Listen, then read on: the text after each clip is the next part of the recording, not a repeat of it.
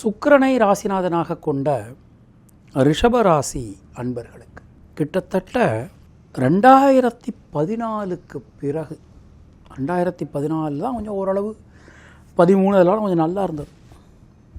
அதுக்கு பிறகு உள்ளபடியே ஒரு நல்ல நேரம் ரிஷபராசிக்கு வந்திருக்கு.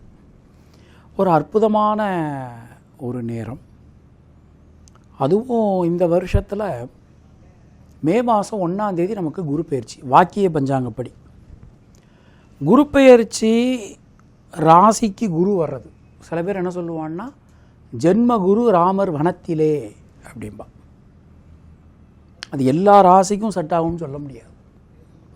ராமர் பிறந்தது மிதுன ராசி, புனர்பூச நட்சத்திரம், குரு பாதகாதிபதி. அதனால் அவர் மிதுன ராசிக்கு குரு வரும்போது அவர் வனத்துக்கு போனது. 8-11 குடையவர் ராசிக்கு வர்றது. அதைவிட பெரிய விஷயம்னா சுபாவ சுபாவின்னு சொல்லுவோம். நாம் சுபாவ சுபாவின்னா நவக்கிரகங்கள்லேயே ஒரு நல்ல எல்லாருக்கும் நல் விஷயங்களை சொல்லிக் கொடுக்கக்கூடியவர், நல்ல விஷயங்களை செயல்படுத்தக்கூடியவர் அப்படிங்கிறது நமக்கு குரு பகவான் தான். அதனால் இந்த வருஷம் குரு பகவான் 12ஆம் இடத்துல இருந்தாலும் சரி, ராசிக்கு குரு பெயர்ச்சிக்கு பிறகுனாலும் சரி, உங்களுக்கு நற்பலன்கள் கிடைக்கும். மங்கள காரியங்களில் இருக்கக்கூடிய தடங்கல்கள் எல்லாமே விலகும். வீடு மண் மனை வாய்ப்புகள், திருமணம் சம்பந்தமான முயற்சிகள் கை கொடுக்கும். ரிஷபராசி ரிஷபலக்னத்தில் பிறந்தவாள்லாம் யாராவது லவ் பண்ணுறவாளாக இருந்தால் இந்த வருஷம் லவ் சக்ஸஸ் ஆகிடும், கவலைப்பட வேண்டாம். அது மாதிரி குழந்தை செல்வம் இல்லாதவர்களுக்கு குழந்தை செல்வம் நிச்சயமான முறையில் கிடைக்கும். சந்தேகமே வேண்டாம். ரொம்ப சிறப்பாக அற்புதமாக இருக்குது. குடும்பத்தில் இருக்கக்கூடிய குழப்பங்கள் விலகப் பெறுவீர்கள். கொடுத்த வாக்கினை உங்களால் காப்பாற்ற முடியும். முயற்சிகளில் சாதகமான பலன்கள் உங்களுக்கு வந்து சேரும். எந்த விஷயத்திலும் இருக்கக்கூடிய தேக்க நிலை விலகப் பெறுவீர்கள். நல்ல மாற்றங்கள் வந்து சேரும். சின்ன சின்ன விஷயங்களில் இருக்கக்கூடிய சிக்கல்கள் கூட விலகப் பெறுவீர்கள். மனசுக்குள்ள ஒரு நிம்மதி, சந்தோஷம், இது எல்லாமே இந்த வருஷத்தில் உங்களுக்கு கிடைக்கும். வீடு மண் மனை சம்பந்தமான காரியங்களில் அதில் இருக்கக்கூடிய, இப்போ ஒரு உதாரணம் ரெஜிஸ்ட்ரேஷன் பண்ணுறேன் அப்படின்னா அதில் இருக்கக்கூடிய அந்த டாக்குமெண்ட்ஸை சரியாக நல்லபடியாக படித்து பார்க்கணும். அதில் இருக்கக்கூடிய வார்த்தைகள்லாம் கரெக்டாக இருக்கா அப்படிங்கிறத படித்து பார்க்கணும். வீடு மனை கண்டிப்பாக அமையும், அதில் சந்தேகமே கிடையாது. ஆனால் 4ஆம் இடத்தை சனி பகவான் பார்த்துறதுனால கொஞ்சம் கவனமாக இருந்துக்கணும். வண்டி வாகனங்கள் கண்டிப்பாக அமையும், அதில் சந்தேகம் கிடையாது. ஆனால் வண்டி வாகனங்கள் பயன்படுத்தும் போது கொஞ்சம் எச்சரிக்கையோடு பயன்படுத்துறது நல்லது. அதிகமான வேகம் ஆகாது. அது மாதிரி கொஞ்சம் ரூல்ஸ் அண்ட் ரெகுலேஷன்ஸை கரெக்டாக கடைபிடிங்க. ஹெல்மெட்டு போடாமல் 2 வீலர் எடுக்காதீங்க. அதிகமான வேகம் என்றைக்கும் ஆபத்தை கொடுக்கலாம். அதுவும் இந்த பொதுவாக நமக்கு இந்த சுக்கிரனுடைய ராசிகளில் ரிஷபம் துலாமில் பிறந்தவாளுக்கு சும்மாவே வந்து நம்ம அதிகமாக வேகத்தில் போவோம். அதனால் கொஞ்சம் வேகத்தை கட்டுப்படுத்தி கொள்வது நல்லது. குழந்தைகளுடைய உடல் ஆரோக்கியம், உங்களுடைய குழந்தைகளுடைய உடல் ஆரோக்கியத்தில் கொஞ்சம் கவனமாக இருந்துக்கிறது நல்லது. அது மாதிரி உங்களுடைய உடல் ஆரோக்கியத்திலையும் கொஞ்சம் கவனமாக இருந்துக்கணும். முக்கியமாக சில பேருக்கு இந்த மறைவிடங்கள் சம்பந்தமான சில பிரச்சனைகள் உண்டாகலாம், அதில் கொஞ்சம் கவனமாக இருந்துக்கணும். தொழில் உத்தியோகத்தை பொறுத்தவரை கடுமையான பணிச்சுமை இருக்குங்க. ஒரே நேரத்தில் பலவிதமான வேலைகளை செய்ய வேண்டிய சூழல்கள் உங்களுக்கு உண்டாகலாம். ரொம்ப கவனமாக இருக்கணும். அடுத்தவங்களுடைய வேலையும் சேர்த்து நீங்கள் பார்க்குற மாதிரியான சில விஷயங்கள் உண்டாகலாம்.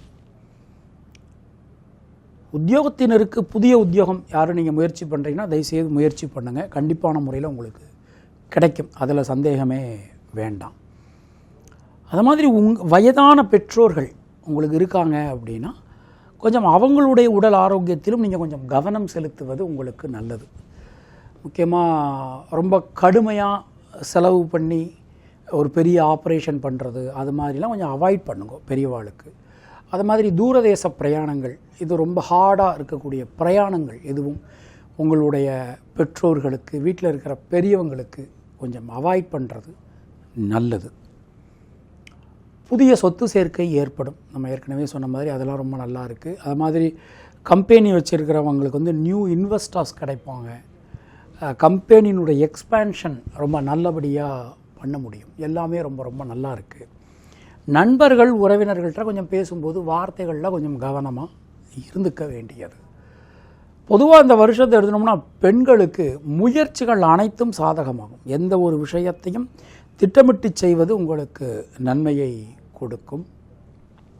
ரொம்ப சிறப்பாகவே இருக்குன்னு நாம் நம்பலாம். கலைத்துறையினரை பொறுத்தவரை சுப செலவுகள் ஏற்படும். புது புது ப்ராஜெக்ட்ஸ் உங்களுக்கு கிடைக்கும். எல்லா வகையான நன்மைகளும் நடைபெறும். அரசியல் துறையினரை பொறுத்தவரை நீண்ட காலமாக பதவிகள் எதிர்பார்த்து காத்திருந்தவாளுக்கு இந்த வருஷம் டெஃபினட்டாக நீங்கள் சொன்னால் எல்லாருக்கும் தெரிகிற மாதிரியான பதவி உங்களுக்கு கிடைக்கும். மாணக்கர்களை பொறுத்தவரை நான் ஏற்கனவே சொன்ன மாதிரி கல்வியில் சின்ன சின்ன தடைகள் உண்டாகலாம். அதிகமான கவனம், சிரத்தை, முயற்சி என்பது அவசியம். பொதுவாக கிருத்திகை நட்சத்திரத்தில் பிறந்தவர்களுக்கு குடும்பத்தில் சந்தோஷம் அதிகரிக்கும், பொருளாதாரம் மேம்படும். ரோகிணி நட்சத்திரத்தில் பிறந்தவர்களுக்கு கடன் பிரச்சனை விலகும். உடல் ஆரோக்கியத்தில் கொஞ்சம் கவனமாக இருந்துக்க வேண்டியது. பொதுவாக இந்த வருஷத்தை எடுத்துனோம்னா மிருகசீரிஷம் நட்சத்திரத்தில் பிறந்தவர்களுக்கு தொழில் உத்தியோகத்தில் நல்ல மாற்றங்கள், ஏற்றங்கள், முன்னேற்றங்கள் உங்களுக்கு வந்து சேரும். தினசரி மகாலட்சுமி வழிபாடு செய்து வருவது உங்களுக்கு சிறந்த பரிகாரம். உங்களுடைய அதிர்ஷ்டமான எண்கள் 2, 5, 6. அதிர்ஷ்டமான நிறம் வெள்ளை மற்றும் பச்சை. உங்களுக்கும் உங்கள் குடும்பத்தினருக்கும் இறைவன் நீண்ட ஆயுளையும் நல்ல ஆரோக்கியத்தையும் வழங்கட்டும் என இறைவனிடம் நான் வேண்டுகிறேன், பிரார்த்திக்கிறேன், ஆசீர்வதிக்கிறேன். மீண்டும் நாம் அடுத்த பதிவில் சந்திக்கலாம். அதுவரை உங்களிடமிருந்து விடைபெறுவது பரம்பரை ஜோதிட மிராசு பெருங்குளம் ராமகிருஷ்ணன். இணைந்திருங்கள் மெட்ரோ மெயில் சேனலுடன். நன்றி, வணக்கம்.